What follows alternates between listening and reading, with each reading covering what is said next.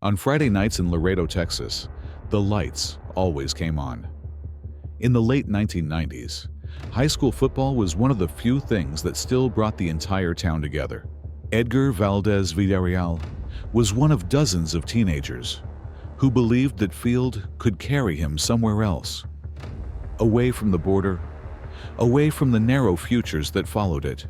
Growing up between Texas and northern Mexico did not automatically mean choosing one side. For some, it meant learning how to move quietly between systems, schools, languages, expectations, without ever fully belonging to either. Years later, Valdez's name would surface far from any football field.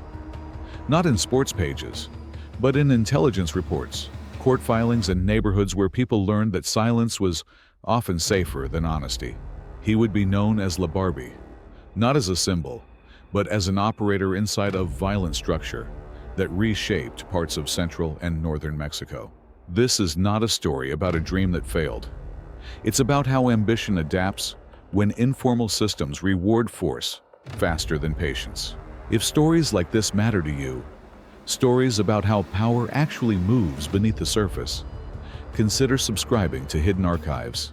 We document what usually gets left out, because when the stadium lights faded in Laredo, the network waiting on the other side of the border was already real, organized, territorial, and expanding. That network was not abstract. By the early 2000s, it had a name, a hierarchy, and a leadership circle, the Beltrán Leyva Organization. When Edgar Valdez Villarreal entered the Beltrán Leyva Organization in the early 2000s, the transition did not feel dramatic. There was no promotion, no public signal, no shift in tone from his previous life. What changed was simply the kind of work he was asked to do, and how often violence became the solution. Valdez did not arrive as a trafficker or a negotiator. According to court records and investigative reporting in Mexico and the United States, his initial role was strictly operational. He was deployed along the Mexico City-Morelos corridor, an area the Beltrán Leyva brothers were struggling to stabilize after distancing themselves from the Sinaloa Federation. The corridor mattered because it connected stash locations, urban distribution points, and safe houses used by senior leadership. Between 2004 and 2006, Valdez's assignments followed a clear pattern.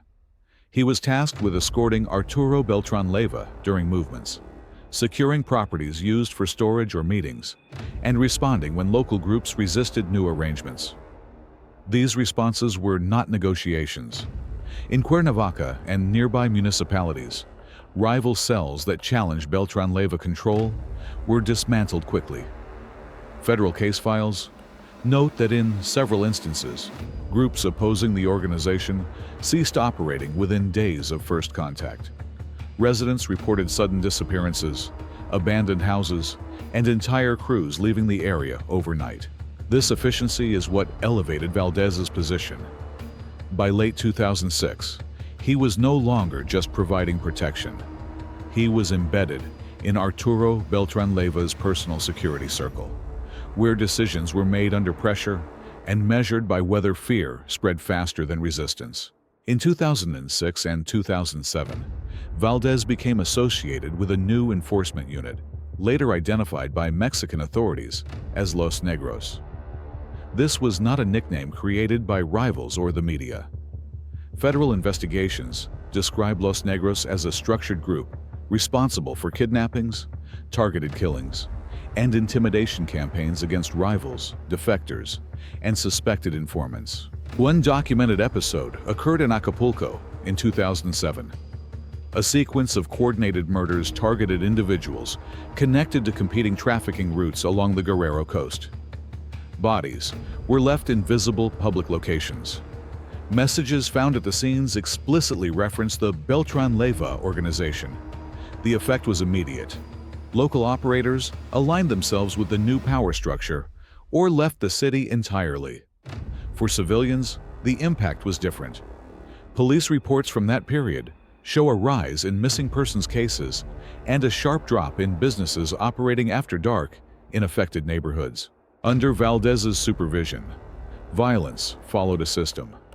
Intelligence files, later recovered by Mexican authorities, described divided zones, rotating patrols, and standing orders for rapid retaliation. In Morelos in 2008, local police logs show spikes in disappearances immediately following internal cartel disputes, suggesting preemptive actions rather than reactions to attacks. Firefights were avoided when possible, not out of restraint, but because disappearances generated less attention and more compliance. The impact extended beyond rival groups. In 2006, municipal records from Cuernavaca document entire blocks near known stash locations being gradually abandoned. Small businesses closed early or not at all. Street vendors relocated after repeated threats tied to enforcement actions. Residents interviewed later described a pattern. After one disappearance, more followed, not randomly but in clusters, until the area emptied on its own. Control was achieved without sustained gun battles.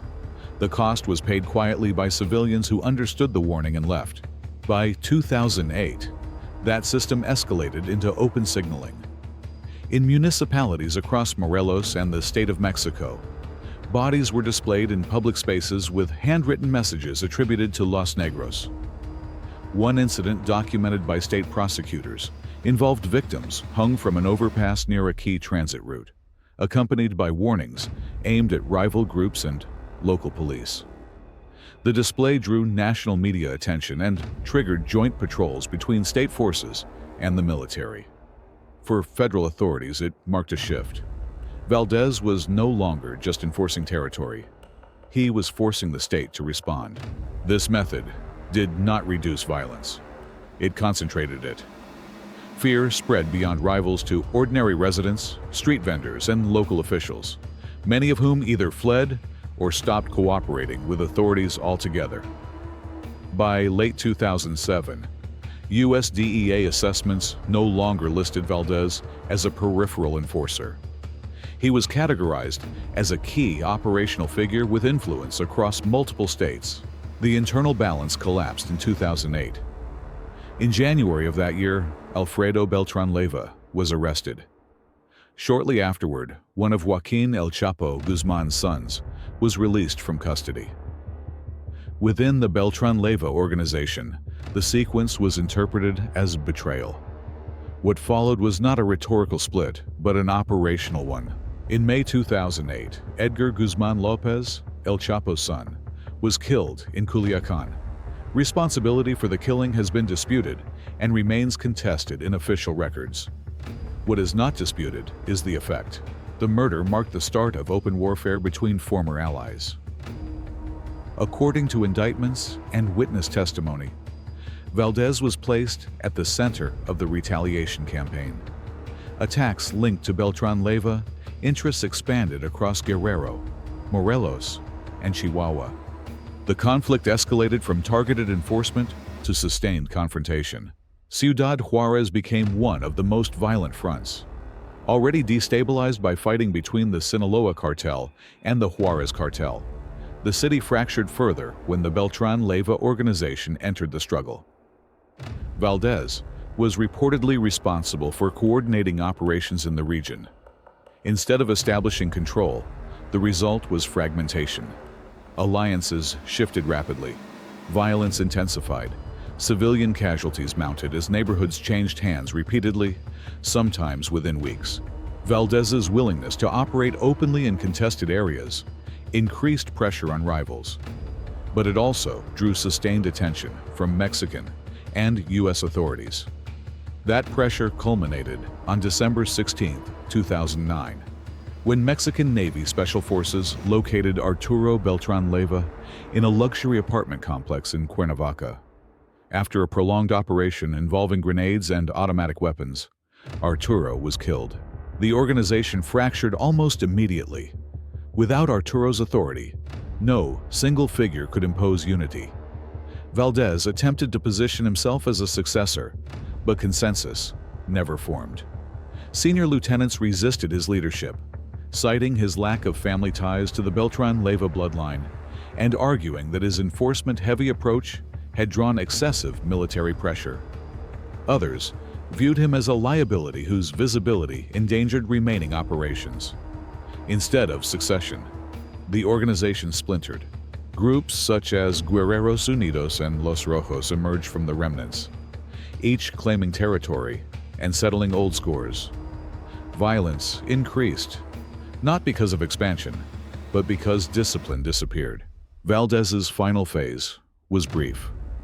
In August 2010, he was arrested by Mexican federal police in the state of Mexico. The speed of the operation suggested deep intelligence penetration of his network. When images of his arrest were released, one detail dominated coverage. Valdez appeared to smile. The image fueled speculation, but no explanation has ever been confirmed. What is documented is what followed. His arrest did not end the violence unleashed by the Beltrán Leyva split, but it ended his rise within it. Extradited to the United States in 2015, Valdez was later convicted on multiple charges. His story shifted from armed control of territory to transcripts, testimony, and sentencing hearings. The smile remains frozen in that moment. Everything around it collapsed. In the final images of Edgar Valdez Villarreal's arrest, one detail eclipsed everything else. He was smiling. The expression triggered speculation almost immediately. Some interpreted it as defiance. Others saw calculation, an attempt to preserve control over his image when real power was already gone. Later reporting added another layer. During his final years, Valdez reportedly provided information to U.S. authorities, including the DEA. The extent and value of that cooperation remain disputed, sealed behind court filings and redacted testimony. If the smile meant anything, it was not victory, it was timing. Valdez understood that the battlefield had shifted. Violence no longer decided outcomes. Records did, transcripts did, sentencing guidelines did. Extradited to the United States in 2015, his world narrowed from territory and enforcement to plea negotiations and prison time. The reputation built through fear dissolved into documents read aloud in courtrooms. The image remains, not as proof of power, but as a reminder of how carefully these figures manage perception, even at the moment everything collapses. Hidden Archives focuses on what survives after the headlines fade. If this kind of analysis matters to you, consider subscribing and share your perspective below.